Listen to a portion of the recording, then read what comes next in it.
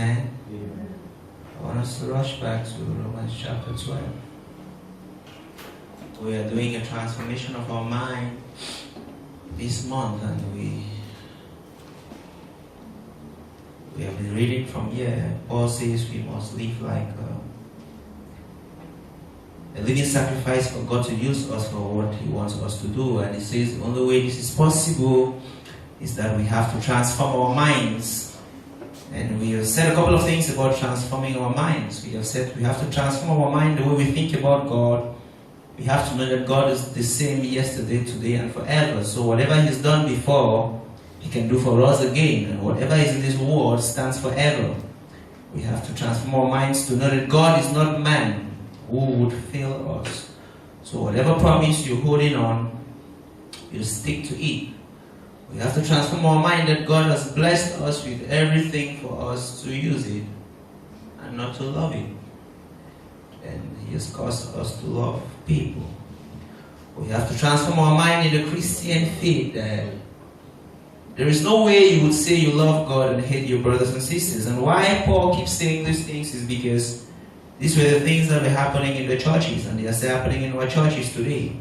He says you cannot say you love God and you hate your neighbor, and you therefore will not be able to receive God's blessing through your neighbor. If He has gifted your neighbor in one area of life and didn't give you that area, Paul says if you're jealous of one another, how then do you benefit of the gifts that they carry? For the leg cannot be jealous of the hand when they are of the same body. So Paul is bringing us to understand that we are of one body, and we must live in some kind of love that is inseparable. Hallelujah.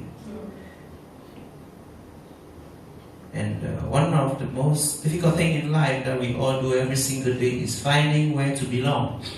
Finding where to belong in the society. Trying to make something of our lives. And Paul says this is only possible through realizing that as we transform our mind, we'll get to where God wants us to be.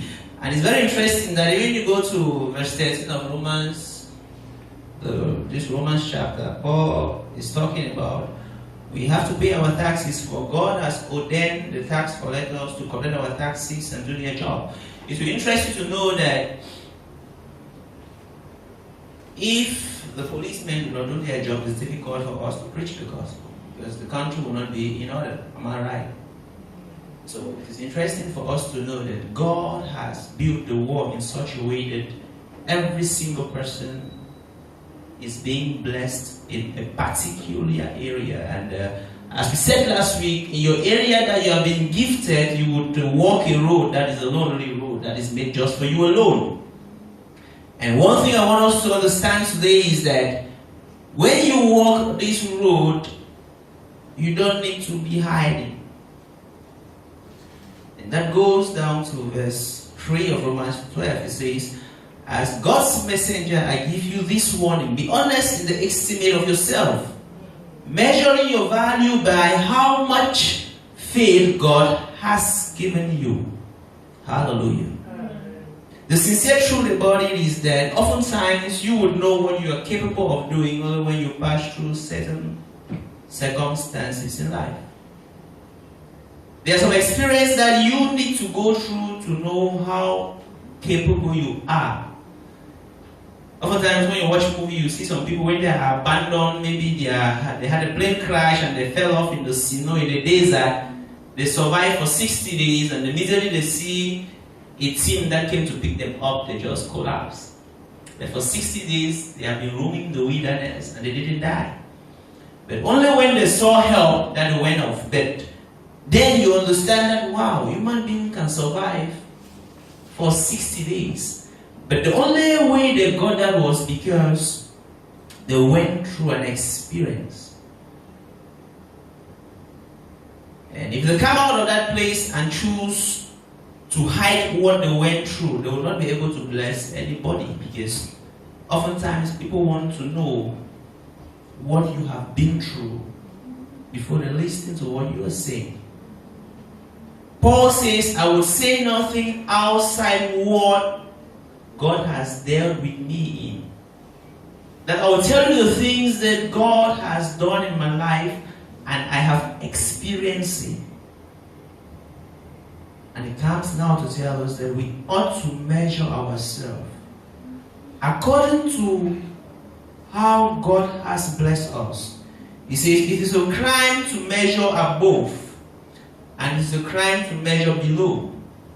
So it is pride when you say you are who you are not, and it is pride when you hide below who you are. Because if you're in class and they ask a question that you can answer, and you refuse to answer because you don't want to face the crowd, because you don't want to be ridiculed, it's still pride. You get it? So pride can be a show off, or a hiding because I'm afraid of shame. Oftentimes you think pride is about showing off. No. You can either show off or you can either hide because you are afraid of shame. But Paul has told us something here that we have to understand. It's so unique. And Jesus Christ said in the book of Mark, he said, only sick people does what? Need doctors. If we do not accept who we are, if we do not accept what we have been through in life, there is no way you can get to who you ought to be. When we come to Christ, we will accept who we are. Then when we read scriptures, we see who we ought to be. Then we walk up to that. Accepting who you are, accepting what life has made you into, doesn't mean you want to stay there. But it's a true value for you to really move out of it. You will not move out of poverty if you don't accept you broke. It is foolishness to say you're rich when you're broke. Because you're not only deceiving people, you'll be deceiving yourself. Oftentimes people have told us to hide our weaknesses.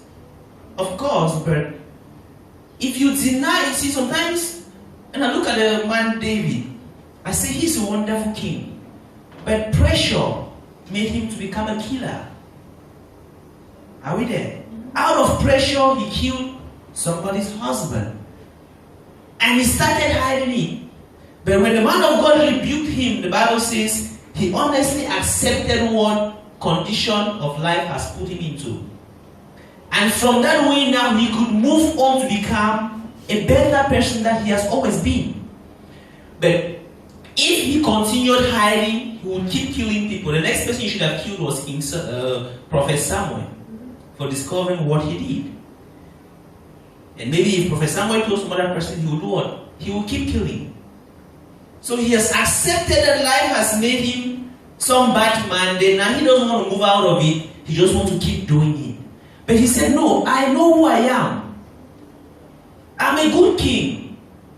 Everybody loves me. This thing that happened in my life was an error, and I'll admit it.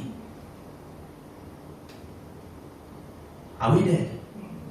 Joseph could not hide the fact that he was a prisoner while he was in the palace. In short, his glory came as the fact that he left from prison to palace. Oftentimes, you know your friends who have changed their name when they grew up. They remove their traditional name and put some white name that makes it sweet. But God wasn't foolish to let some of us go through certain things that we went through. He did it for a purpose.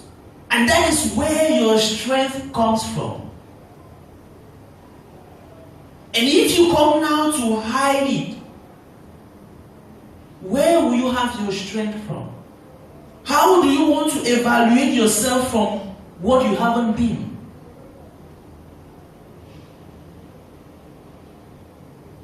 Sometimes we go through this, you have to go through your family. You think of, who was my father? Who was my mother? How did he live? There are many girls who have ruined their marriages simply because of how their mother and their father lived. They didn't mean to. There are many husbands who have treated their wives partly because of what they saw in their home when they were growing up. It just occurred like that. It's just a trend. There's some families that everybody just end up being a teacher. You just move with the flow. And some people call it a curse. No, it's because we have refused to evaluate ourselves, to ask ourselves, I haven't been through what Sister Augustine has been through, so I don't necessarily need to do what she's doing. I just have to be blessed by what she's doing, but I need to evaluate myself. She has 4 brothers. I don't have 4 brothers. If she looks for trouble, her 4 brothers can fight for her. If you look for trouble, how many people will fight for you? Paul says, when we compare ourselves with one another, we become what? Foolish. Because we are in different shoes, experiencing different things, but want to do the same thing.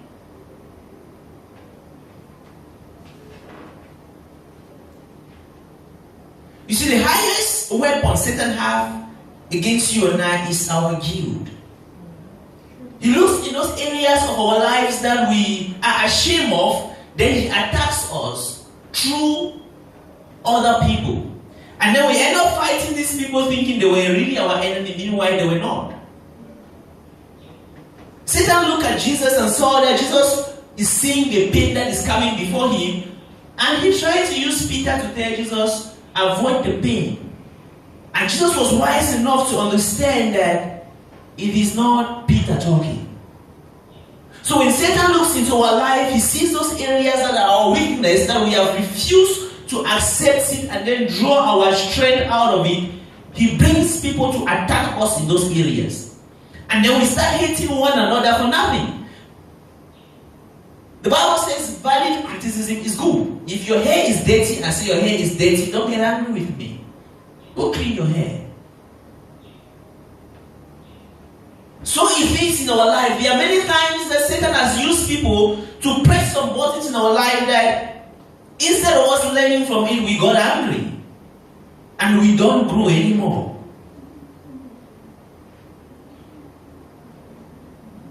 Because it's only in criticizing you that you evaluate yourself oftentimes.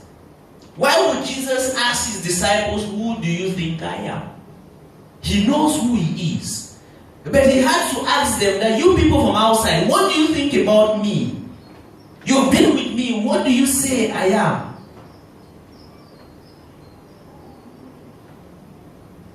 If we claim we are strong, we claim we have got up, then we do not need any help from God. The reason you need a doctor is not because you're going to contaminate the doctor with your sickness. No. The doctors are immune to your sickness. They will come to cure us. And the only reason the doctor will come for somebody is because the person has accepted that I'm suffering from this thing.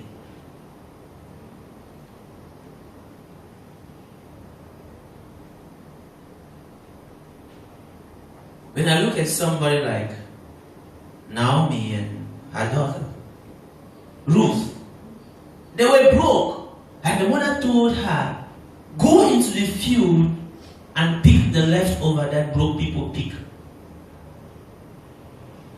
I wish you should have told the mother that I'm so beautiful for that.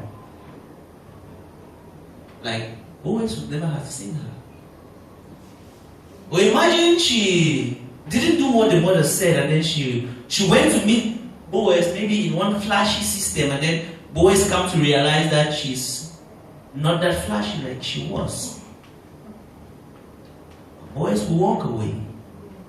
There is nothing wrong in admitting who we are. It is only in admitting who we are that we can move up to who we ought to be. Who you are right now is not really who you have to be. It is in reading the scriptures that you find out who you have to be.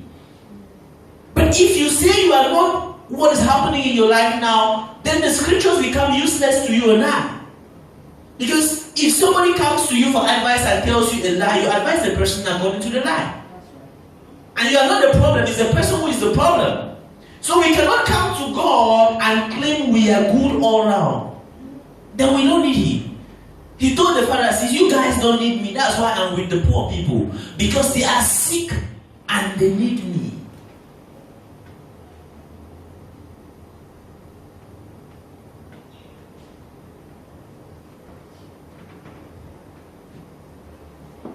In my honest opinion, I believe that Satan was watching Job and wondering that how would Job feel if his things are missing? Maybe when someone will call Job and tell Job, your sheep is missing, the way Job will cry, Satan will say, wow, Job, it's like you value things too much. You get the point? He says, okay, let me touch you in that weakness of yours.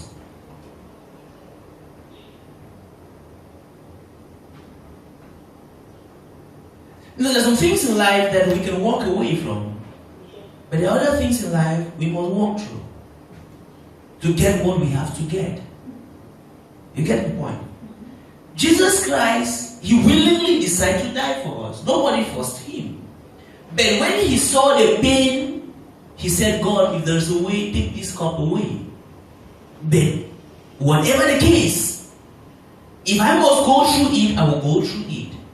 But my question was, Jesus, is it not you who accepted to die? Didn't you know there was a pain? You see, I want to live my life as a living sacrifice for God. There is pain ahead. And there are some pains we will go through. In order to get to the other side, there's a power comes with what? Pain. I'm imagining someone like Jacob. He didn't love Leah, but he had to take her to get the one he wanted. So my question is, Jacob, what are you going to do with the woman he did not bargain for? Are you getting it? He met something in his life he didn't bargain for. If he walked away from that, he walked away from his destiny. So it is with many things in our life that you have met. There are circumstances you didn't bargain for. You bargained for something else and those things came along. And you're trying to back out. You can't back out. Because the Bible says, those who are faithful to the end will receive a crown. So accept that this is a situation I found myself in. There's some things I'll walk out of, but this one, I can't walk out of this one, I have to deal with it. There are things in your life you cannot erase. That's what I'm trying to tell you, you don't understand. You cannot erase them. They have happened, they have happened. They have become part of your life. There's a stigma on it. Until the day Jesus will come, anybody who talks about King David will always, amongst all the wonderful things he did, they always remember the few bad things he did. He cannot erase them. So why are you struggling to erase yours?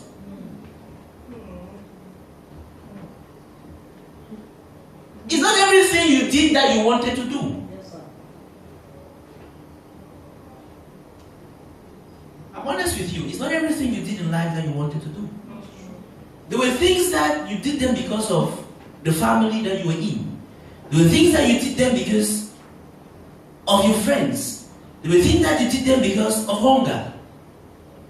And these things have brought pain into your life.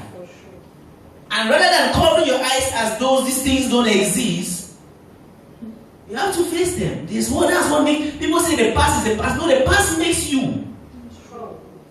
It's the past, but it's part of your life. If it's the past, why do you remember it? You should have passed and passed away from your memory. It shouldn't have a hold on you, but it should give you strength to move ahead. Pretending it didn't happen really doesn't work.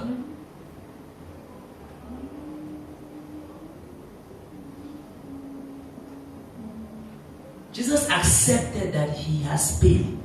He felt the pain in the situation that he was in. He didn't give up. He didn't dodge from it. When he was on the cross, they called him, you're a broke man. He was looking broke. He had no choice. He didn't come down to tell them that, oh, I'm God. He would have lost it all. He knew that at that time he became broke for us to become rich. So he cannot carry a double identity at the moment. He says, yes, I know now I'm broke. But I'll get through this, and you see on the other side, and you see a better person. But if you see everything is okay, you're fine, there's no problem,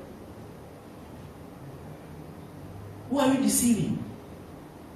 Nobody else but ourselves. Paul said, according to the faith God has distributed to you and I, measure yourself up to that level. You see, when I look at somebody like Paul, the Bible says he had a disease. Many people have tried to describe the disease. Then some people say maybe because the Bible says physically he was looking funny. People said from his words he was so powerful, but when you see him physically, he doesn't look as powerful as he writes. Some people say it was because of the lightning that struck him on his way to Damascus that affected part of him, and sometimes maybe he's having, whether he's shaking or what, I don't know what it was. And he prayed that God should take that thing away. God said, no. You get my point? God said, no, I will take it away. So if I'm assuming that he had it from the thunder striking that met him, it was a bad experience for him, and it left some stigma, scars on him. What are you going to do? You have to keep moving. The stigma is there. You are a living sacrifice for God. So even if he gave you the one leg, he expects you to go about with the one leg. Why are you struggling to form a new leg and time is passing? Paul said he prayed 3 times. This is the man who picked up the serpent, the deadly serpent, and didn't kill him. The Bible says he prayed 3 times and God said, Paul, listen to me. If it's when you are weak that my strength is being shown the most. It is when you truly admit how weak we are that we are able to tap into the power of God that we need. If you're calling for backup, you need to admit you are alone for your backup people to send you maybe 4 or 5 police. If you lie to them that you have 10 police, they can send you just 1. Do you get it? So you have to accept the state at which you find yourself so that you know the amount of help that you need. There's nothing wrong in seeing the weaknesses that we carry. For only sick people need doctors, and there are serious cases that they carry to the canteen, and other cases that they carry out of the country. So if you don't want to go for medication out of the country, you have to be sick beyond the doctors in Cameroon. That's how it goes. Sometimes when you go to the hospital, the first thing they want is the embassy, the first thing they'll ask you is, isn't there a hospital in Cameroon that can take care of your sickness? Your doctor must say it is beyond our reach before they let you pass through. So we must accept to what levels in life we are weak. Because it is in those areas that God has gifted you. Because that is where His strength would be manifested the most. You have to learn to forget about people. Are we there? By now, if you watch Nigerian movies, Mr. Emu should have told you that people talk all the time. And you do good, they talk. You do bad, they talk. You don't do anything, they talk. You want to get something, everybody have an advice for you. So if you don't know what you want to get, you get what people wanted you to get. Because we have not come to the place where we can be ourselves.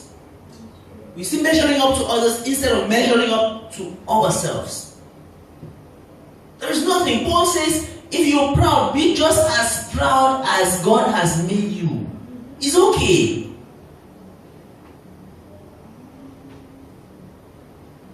See, one time when I was in school in Nigeria, I used to snap pictures with cars and I post them on Facebook. And my friends began calling me from Cameroon to beg me for money.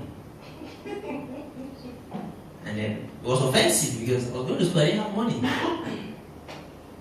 So one day I asked one, why do you people keep asking me for money? So man, why are you funny? I drive big cars, want to give us something. I need to remove all the pictures. Because I didn't know that's what I was doing to myself. They saw me as a wicked boy for not helping them. But it was a picture I presented to them. If I presented a picture of reading the dark with bush lamb, I probably should have asked them for help. They will not even call you. Who told you they'll call you? They don't call people in problems. Hallelujah. Paul says that let nothing be done out of vainglory.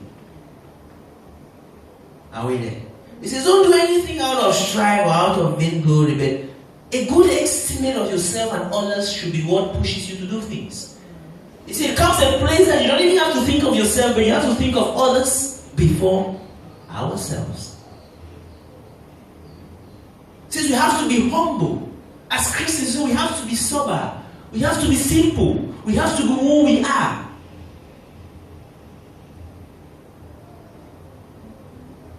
And then we will get to where God wants us to get to.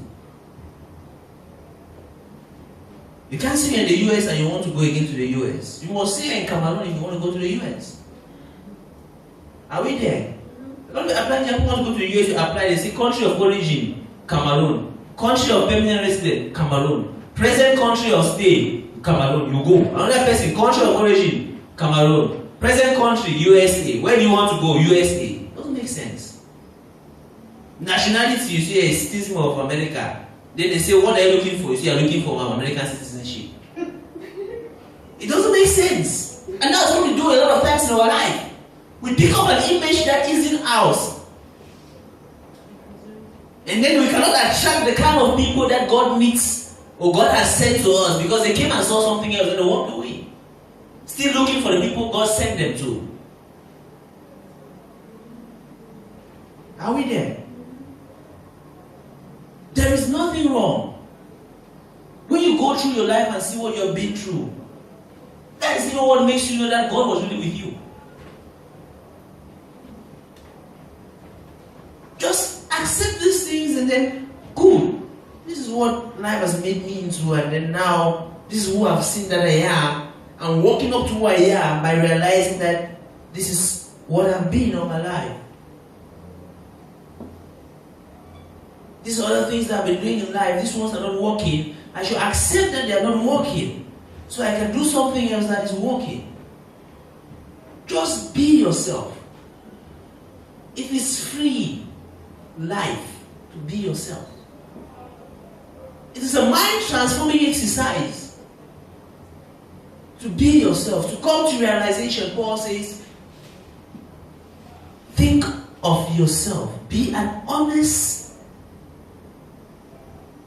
person, measuring your value by how much God has given you. It will shift your life to another level there. You yourself will be free and happy. People will relate with you for who you are.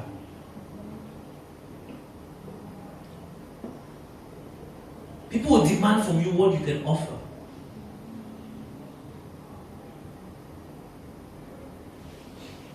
You see, the highest enemy we have, that once that enemy conquers you and I, we are finished, is our mind. You understand? The Bible says everybody left Job, but he survived because he didn't leave himself. Even his wife left him, but he didn't condemn himself yet. Proverbs says, a broken spirit causes the bones to be sick. Once you can give up on yourself, once you let your mind conquer you, you are finished. And God is so good, so much so that He says, please, try to live a life above or free from guilt. He says, try to avoid doing certain things so that when you approach God, you are bold to ask Him for certain things. He says, but as humans, I know you will never succeed to be completely free. He says, now, even when your conscience condemns you, He says, God is greater than your conscience. Let everybody condemn you. As long as you haven't condemned yourself yet, you are still on the line. So we have to come to a place that we can conquer our consciences. Because it's only our consciences that can break us down or build us up. The Bible says the devil is an accuser. And you only accuse people in areas of guilt. You won't accuse somebody of something the person hasn't done. It doesn't work. So the devil only accuses you in those areas of your life that you and I are guilty. And if we lost our senses, he grabs us down. The things you've been through, weak people don't go through it. So why are you calling yourself weak? Only strong people go through certain things. If there were weak people, you'll be dead. Are you there? Only strong people can go through certain things.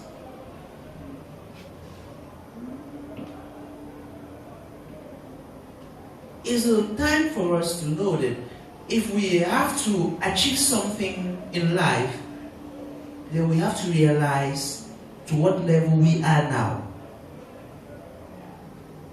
We have to realize certain things that we have been through, some trends that are happening in our lives, in our families.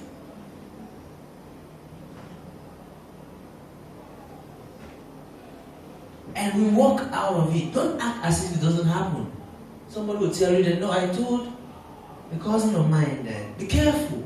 What happened to your mother's marriage might happen to you. She said, God forbid. But it happened to her in no time. You get it? Don't talk about my father like that. Don't talk about my mother like that. That's who your mother was. That's who your father was. I didn't make your father like that. I didn't make your mother like that. It's just what I'm seeing. So we have to know, nobody's insulting anybody.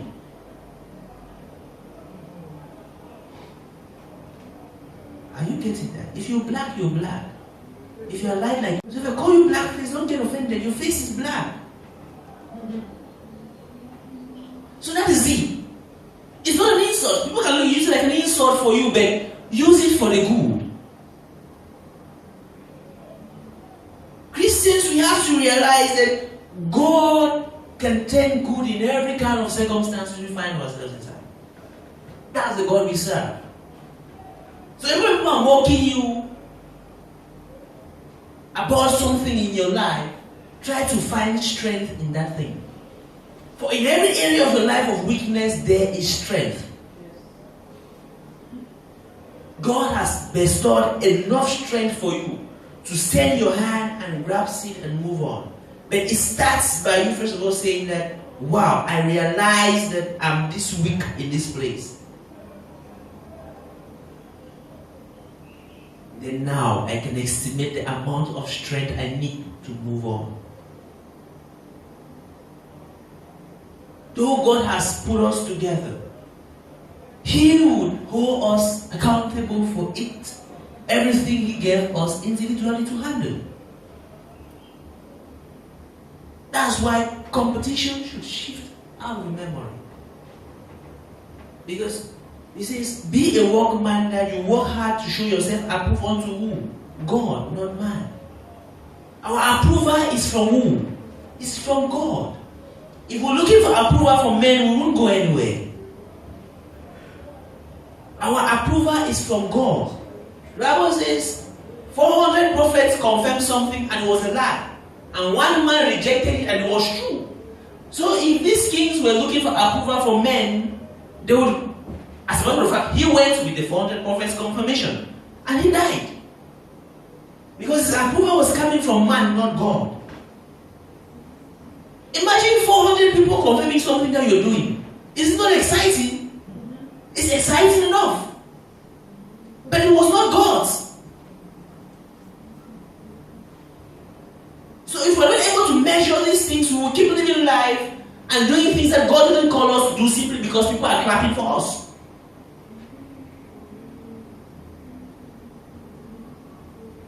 Come to a realization of who I am, where I've come from. All these things, they are good tools to enable you move out to become who we truly are. The Bible says when we read the scriptures, it's like a man standing before the mirror. You see yourself as you are. But he says now, it will be foolish to live yourself as you are. It is not foolish to see yourself as you are. He says it's only foolish to leave yourself as you are.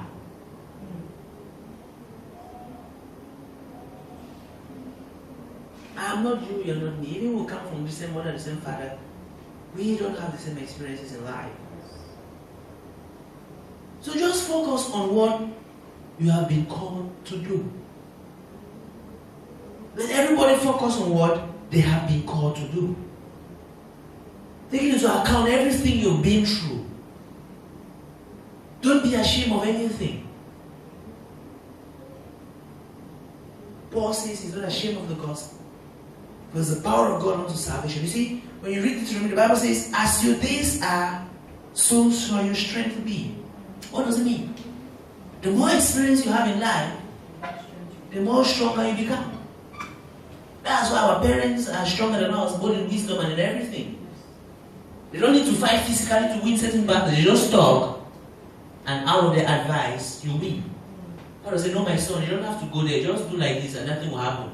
But as a young man, if you're not experienced, you carry your strength, your physical strength, and you go fall into problem. As your days are, so shall your strength be. So our strength grows with our experiences in life. So if you eliminate your experiences in life, it's like you're removing the days in your life that you've passed through, and your strength also do what? To reduce. Carry your days with you. When they say you're 35 years of experience, stop saying it's the past. It's the past that has brought you to 35 years.